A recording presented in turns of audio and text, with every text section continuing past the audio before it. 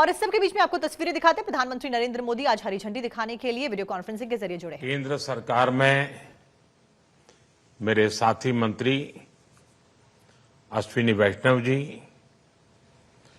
उत्तर प्रदेश की राज्यपाल आनंदीबेन पटेल, तमिलनाडु के गवर्नर आर.एन. रवि, कर्नाटक के गवर्नर थावरचंद गहलोत, यूपी के मुख्यमंत्री योगी आदित्यनाथ, केंद्रीय मंत्रिमंडल के मेरे अन्य साथी, राज्यों के डिप्टी सीएम, मंत्रीगण, सांसदगण, देश के अलग अलग हिस्सों से जुड़े अन्य जनप्रतिनिधिगण, देवी और सज्जनों, आज उत्तर से दक्षिण तक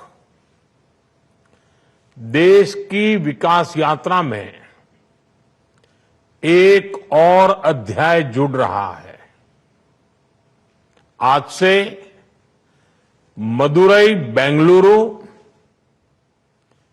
चेन्नई नागरकोइल और मेरठ लखनऊ के बीच वंदे भारत ट्रेनों की सेवा शुरू हो रही है। वंदे भारत ट्रेनों का ये विस्तार, ये आधुनिकता,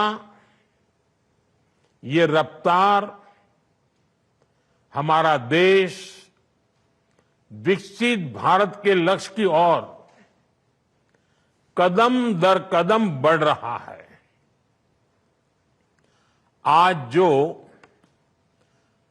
3 वंदे भारत ट्रेनें शुरू हुई हैं, इनसे देश के महत्वपूर्ण शहर और ऐतिहासिक जगहों को कनेक्टिविटी मिली है। टेंपल सिटी मदुरई अब आईटी सिटी बेंगलुरु से वंदे भारत के द्वारा सीधे जुड़ गया है। त्योहारों या वीकेंड पर मदुरई और बेंगलुरु के बीच आवाजाही के लिए वंदे भारत ट्रेन द्वारा काफी सुविधा होगी। साथ ही ये वंदे भारत ट्रेन तीर्थ यात्रियों के लिए भी बहुत कारगर साबित होगी। चेन्नई से नागरकोइल रूट की वंदे भारत से भी छात्रों को, किसानों को और आईटी प्रोफेशनल्स को बहुत लाभ होगा। जिन जगहों तक वंदे भारत एक्सप्रेस की सुविधा पहुंच रही है, वहां पर्यटकों की संख्या बढ़ रही है। पर्यटकों की संख्या बढ़ने का मतलब है वहां कारोबारियों, दुकानदारों की आय में बढ़ोतरी हो रही है। हमारे यहां रोजगार के नए अवसर भी तैयार हो रहे हैं। इन ट्रेनों के लिए देशवासियों को मैं बहुत बहुत बधाई देता हूं। साथियों, विकसित भारत के लक्ष्य को पूरा करने के लिए दक्षिण के राज्यों का तेज विकास बहुत जरूरी है। दक्षिण भारत में अपार प्रतिभा है, अपार संसाधन और अपार अवसर की भूमि है। इसलिए तमिलनाडु और कर्नाटक समेत पूरे दक्षिण का विकास हमारी सरकार की प्राथमिकता है। बीते 10 वर्षों में इन राज्यों में रेलवे की विकास यात्रा इसका उदाहरण है।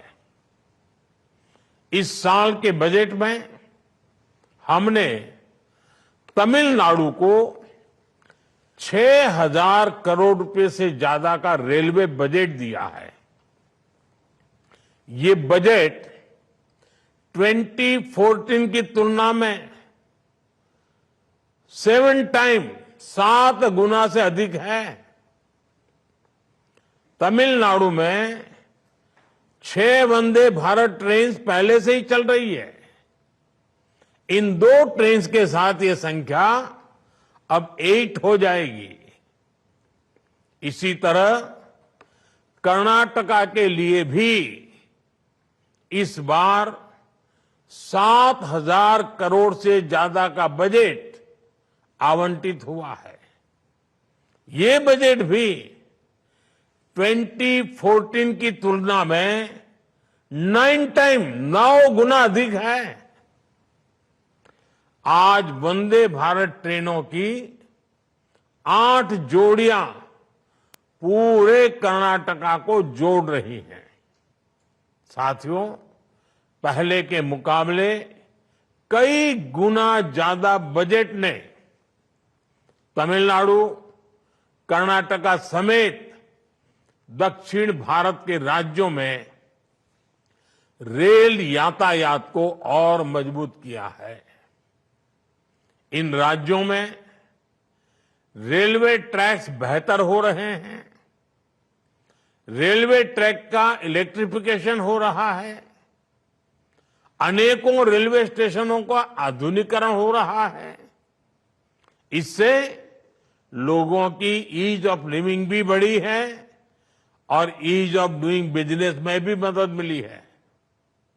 साथियों, आज मेरठ लखनऊ रूट पर वंदे भारत ट्रेन के जरिए यूपी और खासकर पश्चिमी यूपी के वहां के लोगों की भी खुशखबरी मिली है।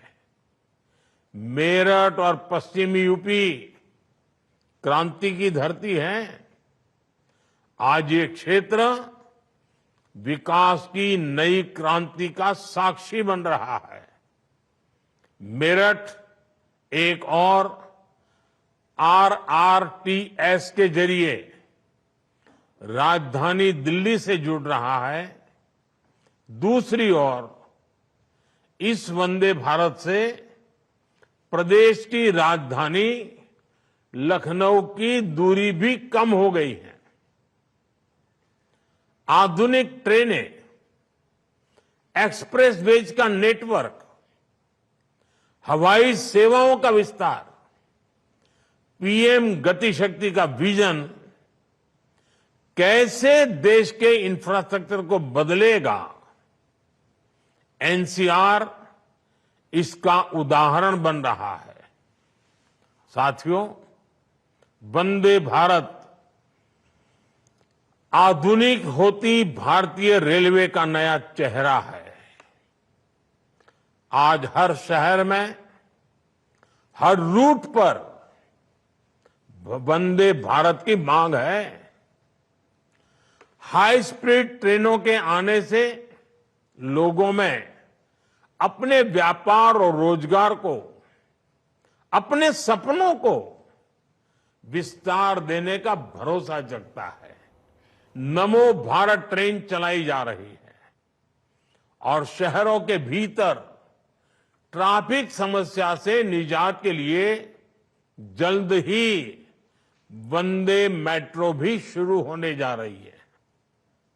साथियों, हमारे शहरों की पहचान उसके रेलवे स्टेशनों से होती रही है।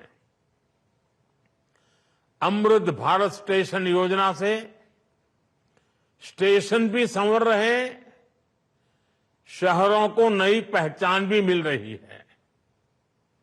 आज देश के 1300 से ज्यादा रेलवे स्टेशनों को रिनोवेट किया जा रहा है। आज देश में जगह जगह एयरपोर्ट की तरह ही रेलवे स्टेशन भी बन रहे हैं। छोटे से छोटे स्टेशनों को भी अत्याधुनिक सुविधाओं से जोड़ा जा रहा है। इससे ईज ऑफ ट्रैवल भी बढ़ रहा है।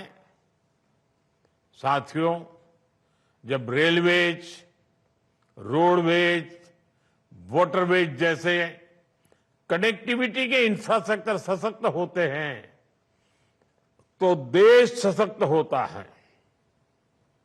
इससे देश के सामान्य नागरिक को लाभ होता है, देश के गरीब और मध्यम वर्ग को लाभ होता है। आज देश देख रहा है कि जैसे जैसे भारत में आधुनिक इंफ्रास्ट्रक्चर का निर्माण हो रहा है, गरीबों और मध्यम वर्ग सशक्त हो रहा है, उनके लिए रोजगार के अवसर उपलब्ध हो रहे हैं। इंफ्रास्ट्रक्चर के विस्तार से गांवों में भी नए अवसर पहुंचने लगे हैं। सस्ते डेटा और डिजिटल इंफ्रास्ट्रक्चर की वजह से भी गांव में नई संभावनाएं बन रही है। जब अस्पताल, शौचालय और रिकॉर्ड संख्या में पक्के मकानों का निर्माण होता है तो सबसे गरीब को भी देश के विकास का लाभ मिलता है। जब कॉलेज, यूनिवर्सिटी और इंडस्ट्री जैसे इंफ्रास्ट्रक्चर बढ़ते हैं तो इससे नौजवानों की प्रगति की संभावना भी बढ़ती है। ऐसे ही अनेक प्रयासों के कारण बीते 10 वर्षों में 25 करोड़ लोग गरीबी से बाहर आ सके हैं। साथियों, बीते वर्षों में रेलवे ने अपनी मेहनत से दशकों पुरानी समस्याओं के समाधान की उम्मीद जगाई है, लेकिन अभी हमें इस दिशा में बहुत लंबा सफर तय करना है। हम तब तक नहीं रुकेंगे जब तक भारतीय रेल गरीब, मध्यम वर्ग सभी के लिए सुखद यात्रा की गारंटी नहीं बन जाती। मुझे विश्वास है देश में हो रहे इंफ्रास्ट्रक्चर का ये विकास गरीबी को समाप्त करने में बड़ी भूमिका निभाएगा।